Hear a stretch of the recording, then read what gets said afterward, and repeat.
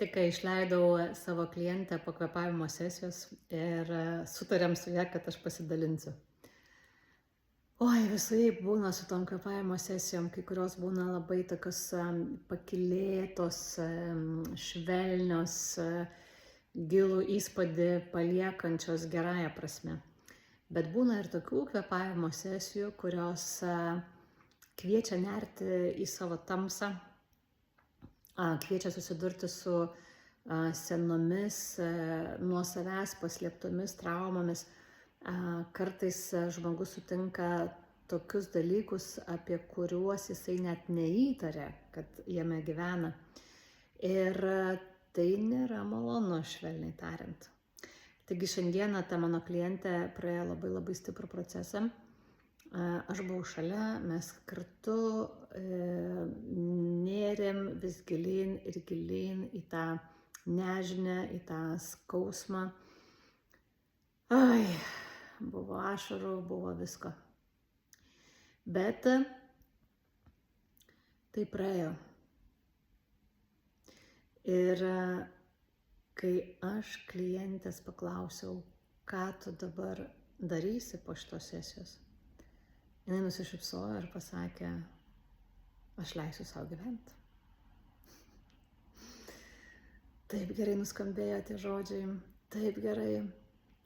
Mes beveik metus esame pažįstamos, kartu kvėpuojam laiks nuo laiko.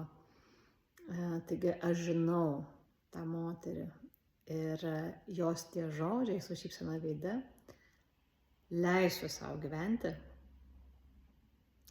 buvo tokie džiuginantis, jie buvo tokie stiprus, tokie užtikrinti. Ir aš net nebejoju, kad tai pasakius, ji gyvenime dabar darys kitokius sprendimus, kurie iš tikrųjų leis jai ne tik kad gyventi, leis jai mėgautis, leis jai patirti džiaugsmą, daugiau džiaugsmo. Kartais žmonės gyvena neleisdami savo būti laimingais. Gaila, bet tam yra priežasčių.